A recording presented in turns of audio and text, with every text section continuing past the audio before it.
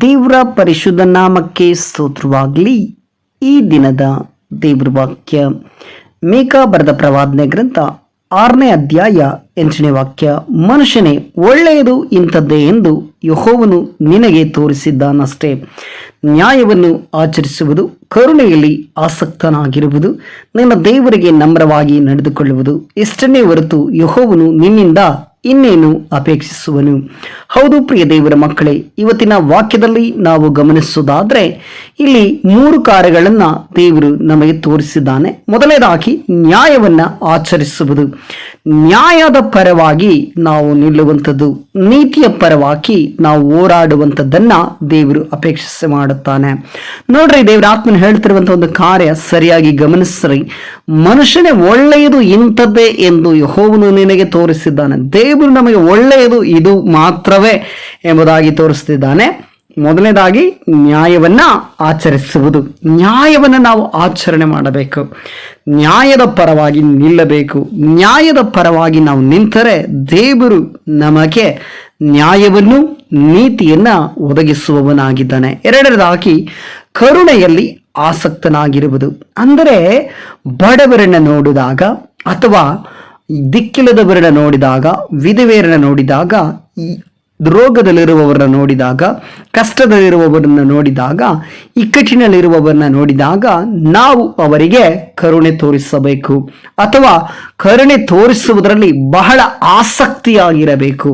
ಕರುಣೆ ತೋರಿಸುವಂಥ ಮನಸ್ಸು, ಮನೋಭಾವ ನಮಗೆ ಇರಬೇಕು ಎಂಬುದಾಗಿ ದೇವರು ಇಷ್ಟಪಡುತ್ತಾನೆ. ಮೂರನೇದಾಗಿ ದೇವರು ತೋರಿಸುವಂಥ ಕಾರ್ಯ ಯಾವುದಂದ್ರೆ ನಿನ್ನ ದೇವರಿಗೆ ನಮ್ರವಾಗಿ ನಡೆದುಕೊಳ್ಳುವುದು. ಅಂದ್ರೆ ಏನು? ದೇವರಿಗೆ ನಮ್ರವಾಗಿ ನಡೆದುಕೊಳ್ಳುವುದು ಅಂದ್ರೆ ನಮ್ಮ ದೇವರಾದ ಯೇಸು ಸ್ವಾಮಿಗೆ ವಿಧೇಯರಾಗಿ ನಡೆದುಕೊಳ್ಳುವುದು. ಅಂದರೆ ಆತನ ವಾಕ್ಯದ ಪ್ರಕಾರ ನಾವು ನಡೆಯುವಂಥದ್ದು, ಆತನ ವಾಕ್ಯದಲ್ಲಿ ನಾವು ನಿಲ್ಲುವಂಥದ್ದು, ಒಂದು ಉದಾಹರಣೆಯ ಜೀವಿತವನ್ನ ಜೀವಿಸುವಂಥದ್ದು.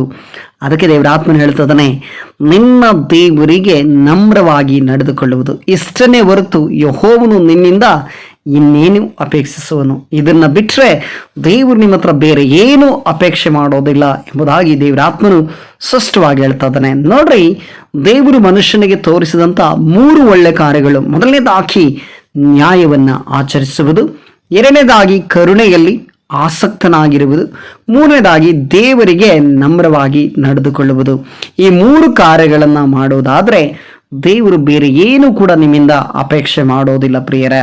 ಈ 3 ಕಾರ್ಯಗಳನ್ನು ಮಾಡೋದಾದ್ರೆ ಸಾಕು, ಎಲ್ಲವನ್ನ ನೀವು ಅನುಸರಿಸುವಂತೆ ಆಗುತ್ತದೆ. ಯಾಕೆಂದ್ರೆ ನ್ಯಾಯವನ್ನು ಆಚರಿಸುವುದು ಎಂಬುದಾಗಿ ನಾವು ನೋಡೋದಾದ್ರೆ ಅಲ್ಲಿಯೇ ಎಲ್ಲವೂ ಅಡಕವಾಗಿದೆ. ಕರುಣೆ ತೋರಿಸುವುದಂದ್ರೆ ಪ್ರೀತಿ ತೋರಿಸುವುದಾಗಿರಬಹುದು, ಕರುಣೆ ಮಾಡುವುದಾಗಿರ್ಬೋದು, ಇನ್ನೊಬ್ಬರ ಮೇಲೆ ದಯ ತೋರಿಸುವುದಾಗಿರ್ಬೋದು, ಇನ್ನೊಬ್ಬರಿಗೆ ಸಹಾಯ ಮಾಡುವುದಾಗಿರ್ಬೋದು, ಇದೆಲ್ಲವೂ ಕೂಡ ಅಡಕವಾಗಿದೆ.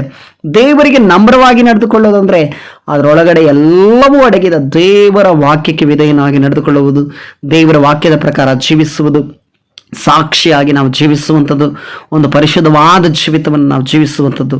ಇದನ್ನು ಬಿಟ್ಟು ಬೇರೆ ಏನು ಕೂಡ ದೇವರು ನಿರೀಕ್ಷೆ ಮಾಡೋದಿಲ್ಲ. ಆದ್ದರಿಂದ ಪ್ರಿಯರೇ, ಈ ಒಂದು ವಾಕ್ಯದ ಮುಖಾಂತರ ದೇವರು ನಿಮ್ಮನ್ನ ಆಶೀರ್ವಾದ ಮಾಡಲಿ. ಯೇಸು ಕ್ರಿಸ್ತನ ಅಧಿಕಾರವುಳ್ಳ ನಾಮದಲ್ಲಿ ಪ್ರಾರ್ಥಿಸೋಣ. ಸರ್ವಶಕ್ತನು ಮಹಾಪರಿಶುದ್ಧನ ತಂದೆಯಾದ ದೇವರೇ, ಈ ದಿನಕ್ಕಾಗಿ ಸ್ತೋತ್ರಪ್ಪ. ಈ ಒಂದು ದಿನದಲ್ಲಿ ಸ್ವಾಮಿ ವಾಕ್ಯವನ್ನು ಕೇಳುತ್ತಿರುವಂಥ ನಿನ್ನ ಮಕ್ಕಳನ್ನ ಆಶೀರ್ವಾದ ಮಾಡ್ರಿ. ಹೌದು ದೇವರೇ, ಈ ಒಂದು ವಾಕ್ಯದ ಮುಖಾಂತರ ನಮ್ಮನ್ನು ಸಂಧಿಸಿದ್ದಕ್ಕಾಗಿ ನಿನಗೆ ಸ್ತೋತ್ರ ಸ್ವಾಮಿ. ಮನುಷ್ಯನೇ, ಒಳ್ಳೆಯದು ಇಂಥದ್ದೇ ಎಂದು ಯೆಹೋವನು ನಿನಗೆ ತೋರಿಸಿದ್ದಾನಷ್ಟೇ. ನ್ಯಾಯವನ್ನು ಆಚರಿಸುವುದು, ಕರುಣೆಯಲ್ಲಿ ಆಸಕ್ತನಾಗಿರುವುದು, ನಿನ್ನ ದೇವರಿಗೆ ನಮ್ರವಾಗಿ ನಡೆದುಕೊಳ್ಳುವುದು, ಇಷ್ಟನ್ನೇ ಹೊರತು ಯೆಹೋವನು ನಿನ್ನಿಂದ ಇನ್ನೇನು ಅಪೇಕ್ಷಿಸುವನು ಎಂಬ ವಾಕ್ಯದ ಮುಖಾಂತರ ನಮ್ಮನ್ನು ಸಂಧಿಸಿದ್ದಕ್ಕಾಗಿ, ನಮ್ಮೊಟ್ಟಿಗೆ ಮಾತನಾಡದ ದೈವಿಕ ಕೃಪೆಗಾಗಿ ನನಗೆ ಸ್ತೋತ್ರ ಮಹಿಮೆ ಸಲ್ಲಿಸ್ತೇವಪ್ಪ.